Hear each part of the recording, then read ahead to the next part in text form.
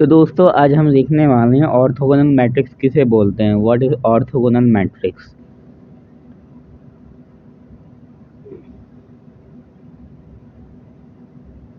Orthogonal matrix देखने से पहले हमें सबसे पहले इसका मेन पॉइंट देखना पड़ता है कि ये हमारा सिर्फ स्क्वायर मैट्रिक्स पे एप्लीकेबल है कि वो ऑर्थोगोनल है या नहीं है। तो सबसे पहले अगर हमें मैट्रिक्स देखनी है वो ऑर्थोगोनल है, सबसे पहले हमें चेक करना पड़ेगा कि वो स्क्वायर मैट्रिक्स है या नहीं है। इसकी मस्ट कंडीशन है A dot A transpose equals to identity, यानी कि जब हम इसका ट्रांसपोज करेंगे तो आइडेंटिटी आए। आइडेंटिटी मैट्रिक्स किसे बोलते हैं। आइडेंटिटी मैट्रिक्स जैसे हमारा मैथ में जैसे हमारे नंबर सिस्टम में 1 होता है, ऐसे ही मैट्रिक्स सिस्टम में जो है आइडेंटिटी मैट्रिक्स सेम ही वर्क करता है उसका। यानी कि अगर किसी मैट्रिक्स को आइडेंटिटी मैट्रिक्स से मल्टीप्लाई करें तो हमारा वही मैट्रिक्स आ जाता है। तो जैसे 2/2 की आइडेंटिटी मैट्रिक्स है 1 0 0 1, इसमें जो डायगोनल पे है वो 1 1 एलिमेंट है, बाकी सारे 0 होते हैं। सिमिलरली 3/3 की आइडेंटिटी मैट्रिक्स 1 0 0 0 1 0 0 0 1 है।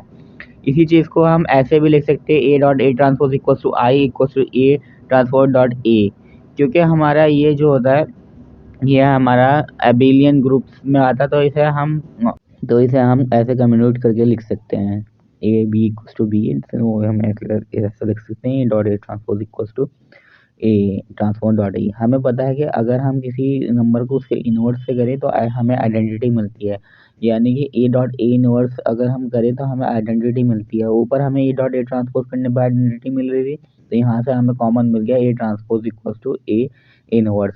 तो अगर ये प्रॉपर्टी कोई सेटिस्फाई करे तो वो हमारा क्या होगा, वो हमारा ऑर्थोगोनल मैट्रिक्स कहलाएगा। आई होप आपको ये क्लियर होगा। चलिए एक एग्जांपल से समझते हैं फ्रेंड। हम एक मैट्रिक्स ले रहे हैं ए, जिसमें हम अपने एलिमेंट ले रहे हैं -1 0 एंड 0 एंड 1। तो इसका अगर हम ट्रांसपोज करें तो मैंने बताया था ट्रांसपोज में हम क्या करते हैं, रोज़ को कॉलम्स बना लेते हैं, या हम ऐसे भी कर सकते हैं कॉलम्स को रोज़ बना लेते हैं। सिर्फ एक स्टेप एक टाइम पे करना है। तो अगर रोज़ को कॉलम बना रहे तो आप सारी रोज़ को कॉलम बनाएं, और सारे कॉलम्स को रोज़ बना रहे तो सारे कॉलम्स को ही रोज़ बनाए। ये नहीं कि आधा स्टेप रोज़ को वो करने में कर दिया, आधा स्टेप कॉलम में कर रहे हैं, वो गलत होता है। तो ट्रांसपोज हमने करा, पहले मैंने इसकी रोज़ को मैंने कॉलम्स में मैं चेंज कर रहा हूँ उसे। तो -1 0 आ जाएगा और यहाँ से आ जाएगा 0 एंड 1। जब मैं ए डॉट ए ट्रांसपोज करूँगा तो मैं इसे -1 0 0 1 is equals to -1 0 then 0 1। Although ये स्क्वायर मैट्रिक्स है और स्क्वायर मैट्रिक्स का ट्रांसपोज करके मल्टीप्लिकेशन पॉसिबल है, लेकिन अगर आप फिर भी इसकी कंडीशन चेक करना चाह रहे हैं तो देख सकते हैं 2x2 की मैट्रिक्स ए है, 2x2 की मैट्रिक्स बी आई है, और ए का जो numbers of columns of first matrix is equals two numbers of rose of second matrix, तो मल्टीप्लिकेशन पॉसिबल है। तो हम इसका मल्टीप्लाई करते हैं, माने हमें पता है मल्टीप्लाई कैसे करते हैं। पहला रो पहला कॉलम, पहली रो दूसरा कॉलम, फिर दूसरी रो पहला कॉलम, एंड फिर दूसरी रो दूसरा कॉलम। तो ये कैसे क्या आ रहा है हमारा, -1 into -1 1 plus 0, and then 1 into 0 plus 0 into 1, that is 0 0, and 0 plus 0 into -1 and 1 into 0, which is equals to 0 0, and similarly 0 into 0 and 1 into 1, that is equals to 1। तो इस तरीके से हमारा ये आ गया हमारा आइडेंटिटी मैट्रिक्स के बराबर, जब हम इसे सॉल्व कर लेंगे। तो चलिए अब दूसरा एग्जांपल देखते हैं। दूसरा एग्जांपल में मैंने एक मैट्रिक्स ली ए, जिसमें मैंने उसके एलिमेंट लिए cos x sin x and then minus of sin x and then cos x। तो इसका ट्रांसपोज लेंगे। मैंने बताया था रोज़ को कॉलम या कॉलम्स को रोज़। तो चलिए अब कॉलम्स से दिखाते हैं, कॉलम्स को मैं इसे रोज़ में कन्वर्ट कर रहा हूँ। तो यहाँ पर क्या आएगा, cos x देन आ गया माइनस sin x। अब दूसरे वाले कॉलम को दूसरी रो बना दो, sin x and then cos x। तो इस तरीके से इसका ट्रांसपोज बन चुका है, और आपको पता है सेम ऑर्डर रहेगा तो मल्टीप्लिकेशन पॉसिबल है। तो आप इसका ए डॉट ए ट्रांसपोज करेंगे, that is cos x sin x and then minus sin x and cos x multiply by cos x sin x then minus sin x and cos x। Friend I hope आपको transpose करने में कोई दिक्कत नहीं आ रही होगी, आप easily इसे कर सकते हैं। प्लीज़ ये पॉइंट रिमेंबर रखिए कि रोज़ को कॉलम्स बनाना है, कॉलम्स को रोज़ बनाना है, एक ही चीज़ करनी है, दोनों नहीं करनी। कॉलम्स को रोज़ बना दिया और फिर उसी रोज़ को कॉलम बनाते तो वो सेम ही रिपीट हो जाता है, तो वो नहीं करना फ्रेंड। ये पॉइंट्स रिमेंबर रखना आप। चलिए अब मैं इसका ऊपर का पोर्शन रब कर देता हूँ ताकि मुझे थोड़ा सा स्पेस मिल जाए। तो यहाँ से अब पहली रो पहला कॉलम, पहली रो दूसरा कॉलम, वही वाला हमें मल्टीप्लाई करना है। तो करते हैं, पहली रो क्या है हमारी cos x sin x, और पहला कॉलम क्या है cos x sin x। तो कॉस एक्स की कॉस एक्स से multiply cos square x plus sine x की साइन एक्स से multiply sign square x. Similarly पहला रो दूसरा कॉलम यहाँ पर क्या है cos x into minus of sine x and plus sine x cos x,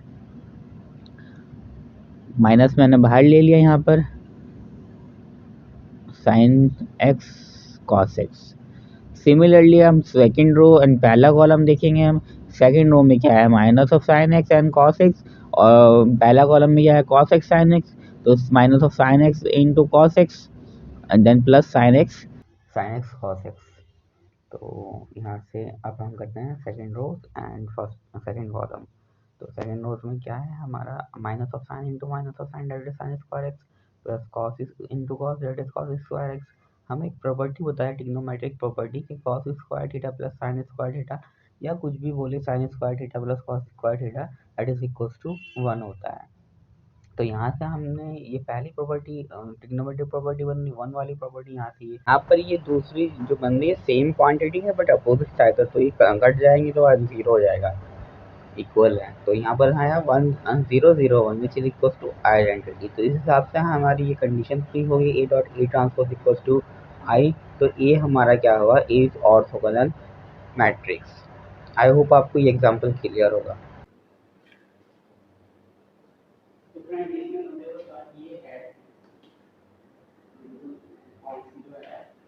अगर हम इसके sum of square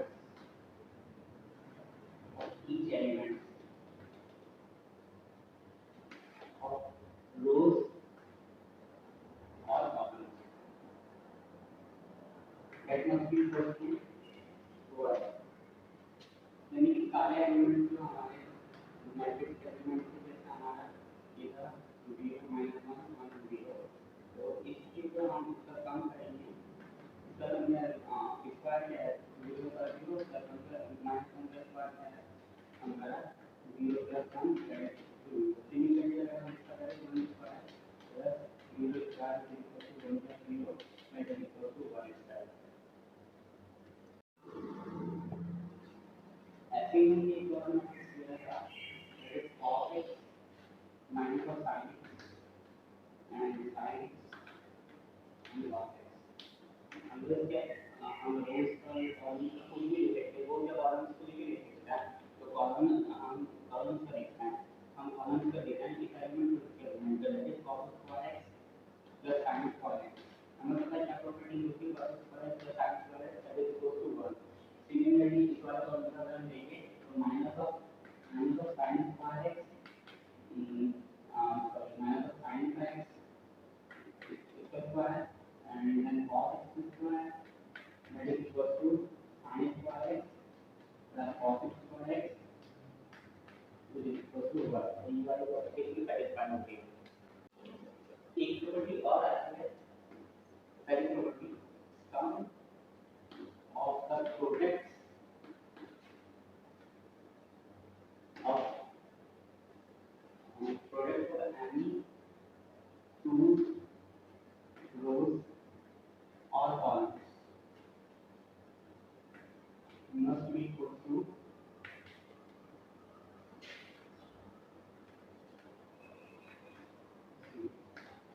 that is must be equal to 0। these second properties का अगर हमने जो एग्जांपल लिया है अगर हम देखें 0 -1 and 0 तो अगर हम इसका इन दोनों का प्रोडक्ट करें क्या है इन दोनों का हम प्रोडक्ट क्या यहाँ पर क्या है हमारा 0 आया प्लस इन दोनों का प्रोडक्ट क्या आया हमारा 0 आया एंड 0 प्लस 0 इक्वल टू 0। ये सेटिस्फाई करता है। सिमिलरली हमारा था cos x minus of sin x then हमारा था sin x and cos x। हम ये पूरी ले रहे हैं और ये पूरी ले रहे हैं, तो इन दोनों का प्रोडक्ट करेंगे तो कितना आया cos x sin x minus of sin x product में यानी कितना है sin x plus cos x। जब हम इन दोनों को ऐड करेंगे यहाँ पर माइनस साइन है तो minus of sin x cos x plus और sin x cos x, तो ये कितना हो जाएगा, ये हो जाएगा हमारा 0। तो ये दो प्रॉपर्टी मस्ट है। प्रॉपर्टी किस लिए हमें देखनी पड़ती है, प्रॉपर्टी हमें इसलिए देखनी पड़ती है कि छोटा वाले मैट्रिक्स को तो हम ऐसे कर लेंगे, अगर उसका ट्रांसपोज निकाला फिर उसमें ऐड किया और फिर हमारी आइडेंटिटी आ गई। लेकिन जैसे जैसे हमारा ये बढ़ता रहता है, जैसे जैसे हमारा मैट्रिक्स का ऑर्डर बढ़ता रहता है, अगर 3 क्रॉस 3 आ रहा है तो मल्टीप्लिकेशन थोड़ी हार्ड रहेगी, 4 क्रॉस 4 का है मल्टीप्लिकेशन बहुत तो नहीं लेकिन कर सकता है, लेकिन हार्ड हो जाती है, टाइम कंज्यूमिंग हो जाती है। 5 क्रॉस 5 का है तो अच्छी लगी आ जाएगी, ऐसी होगा 10 क्रॉस 10 का है तो अच्छी लगी हालत डाउन हो जाएगी। तो उसमें ये दो वेरिएबल पर आप याद रखिएगा कि sum of the square of all elements of rows or columns must be equal to 1, और satisfy the sum of the product of any two rows or columns should equal to 0।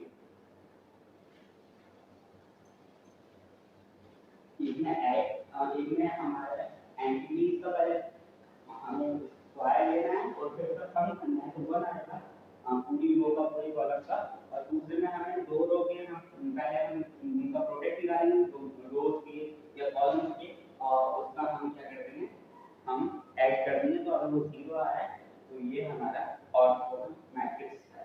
इसी पे हम एक बी और सी का example देखते हैं।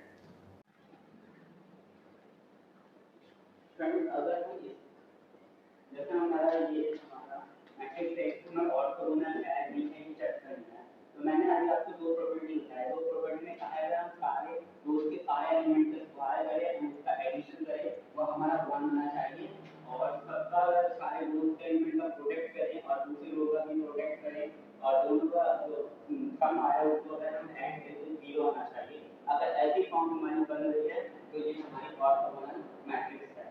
तो हम इसे ऐसे भी देख सकते हैं, ये वर्ड हमको is equal to identity, but हम उसे प्रॉपर्टी से जो हमने अभी नोटेबल पार्ट्स पढ़े हैं उससे करने की कोशिश कर रहे हैं। तो फ्रेंड अगर हम इसका देखें इस वाली चीज का देखें तो इसका क्या होगा, हमारे पास 4/3, इसका क्या होगा, सॉरी 4/9 होगा, इसका क्या होगा 4/9 होगा, एंड इसका क्या होगा 1/9 होगा। सिमिलरली इसका क्या होगा हमारा 1/9 होगा, इसका क्या होगा 4/9 होगा, इसका क्या होगा 4/9 होगा। सिमिलरली इसका सही क्या होगा 4/9 4/9 sorry 1/9 and then 4/9। तो जब हम इसे ऐड करेंगे, हम इसे ऐड कर रहे हैं तो क्या आएगा, तो डिनोमिनेटर सेम है तो ऊपर वाले एलिमेंट ऐसे रह जाते हैं 4 + 4 + 1 which is equal to 4 + 4 8 and 1 9 and 9 equal to 1। तो फोर प्रॉपर्टी को भी सेटिस्फाई है। अब देखते हैं इसको, तो यहाँ पर भी सेम है, डिनोमिनेटर सेम है 1 + 4 + 4 which is equal to 9/9 that is equal to 1। यहाँ पर भी सेटिस्फाई है। यहाँ पर देखते हैं 9 4 + 1 + 4 अभी कैसे हैं 4 1 + 4 अभी कैसे हैं, तो ये कितना हो जाएगा 9/9 which is equal to 1। तो एडिशन वाला पार्ट को हमारा यहाँ पर सेटिस्फाई कर रहा है। अब हम इसे दूसरी प्रॉपर्टी को भी चेक करते हैं, जो कि सेटिस्फाई करनी चाहिए। हम सबका प्रोडक्ट ले रहे हैं, हम पहले इसका प्रोडक्ट ले रहे हैं, तो पहले कॉलम का भी ऐड करके देख लेते हैं। कॉलम भी सेम ही है, यहाँ पर भी अगर हम ऐड करें 4/9 1/9 that is equal to 4 + 1 + 4 upon 9 which is equal to आ जाएगा 9/9 which is equal to 1। Similarly यहाँ पर अगर करें तो 4 + 4 + 1 to upon 9 which is equal to 9/9 that is equal to 1। Similarly 1 + 4 + 4 upon 9 which is equal to 9/9 which is equal to 1। यहाँ पर भी ये सेटिस्फाई कर रहा है। अब देखते हैं यहाँ प्रोडक्ट वाले प्रोडक्ट करते हैं। फ्रेंड अब हम इसका प्रोडक्ट वाला वो देखते हैं। प्रोडक्ट वाला जो पॉइंट था वो था कि the product of any two rows और columns and the sum of them should be equal to 0, यानी कि दो रोज का अगर प्रोडक्ट करें और पहले मतलब एक रोज का प्रोडक्ट करें फिर दूसरी रोज का प्रोडक्ट करें एंड दोनों का अगर सम करते वो 0 आए, या पहले एक कॉलम का प्रोडक्ट करें फिर दूसरे कॉलम का प्रोडक्ट करें और उन्हें सब ऐड कर दें तो भी 0 आए, तो हम इसे कर रहे हैं। तो 2/3 इंटू 2 माइनस ऑफ 2/3 इंटू 1/3 पहली वाली रूल करा तो हमारा क्या है minus of 4/20 7. Similarly 1 by 3 into 2 by 3 into 2 by 3 that is equals to 4 by 27. जब हम दोनों को ऐड करेंगे, पहली रो और दूसरी रो का प्रोडक्ट को जब हम ऐड करते हैं तो minus 4 by 27 plus 4 by 27 that is equals to 0। तो यहाँ से हमारा ये आया कि ये हमारी प्रॉपर्टी सेटिस्फाई कर रहा है। सिमिलरली अगर हम इसी तरह हम कॉलम्स वाले साइड से देख ले, कॉलम्स वालों को पहले कॉलम वाले के सारे एलिमेंट को मल्टीप्लाई करें, that is 2 by 3 into 1 by 3 into 2 by 3 which is equals to 4 by 7। अब हम दूसरे कॉलम के सारे एलिमेंट को मल्टीप्लाई करें, that is minus 2 by 3 into 1 by 3 into 2 by 3 into 1 by 3 that is equals to 4 by minus of 4 by 27। जब हम इन दोनों को ऐड करेंगे 4 by 27 plus minus of 4 by 27, तो ये क्या है, एडिटिव इनवर्स है, तो यहाँ से इसका ये 0 आ गया। तो फ्रेंड आई होप आपको ये पॉइंट क्लियर हो चुका होगा कि अगर हम रोज़ का प्रोडक्ट करें, सारी रो मतलब रोज़ के सारे एलिमेंट का प्रोडक्ट करें एंड देन किसी दो रोज़ के प्रोडक्ट को हम ऐड करते हुए 0 आ गया, तो इस तरीके से हमें मिल जाता है कि वो वाला मैट्रिक्स जो है ऑर्थोगोनल है। तो यहाँ से हमें मिल गया कि E is orthogonal matrix.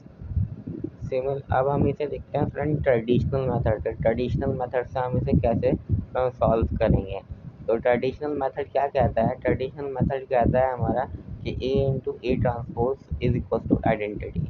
I hope friend आपको यहाँ से दोनों पॉइंट क्लियर होंगे। दोनों पॉइंट, पहला पॉइंट क्या कह रहा था, पहला पॉइंट कह रहा था कि अगर हम सबका सम करें, स्क्वायर का सम करें सारे एलिमेंट का किसी भी रोज का, वो किसके बराबर हो, वो हमारे 1 के बराबर हो।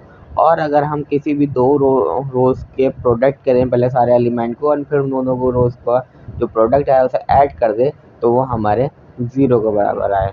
आई होप ये दोनों पॉइंट आपके माइंड में बहुत अच्छे से बैठ गए होंगे, क्योंकि फ्रेंड अगर हम छोटे मोटे मैट्रिक्स देखें तो हम इसका ट्रेडिशनल मेथड से कर सकते हैं, लेकिन जैसे बड़ा मैट्रिक्स आया 4x4 का, 3x3 का मैट्रिक, 5x5 का, 10x10 का, 100x100 का, तो वहाँ पर ये दिक्कत पड़ जाती है, तो वहाँ पर प्रॉपर्टी से सॉल्व करना पड़ता है।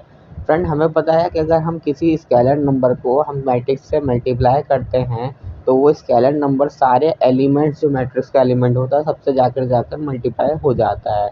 तो इसी तरह जैसे हमने के को मल्टीप्लाई किया, एक मैट्रिक्स जैसे 2x2 की मैंने ले ली, A1 A2 A2 A3 A4, तो यहाँ पर के A1 के A2 के A3 के A4 हो गया था।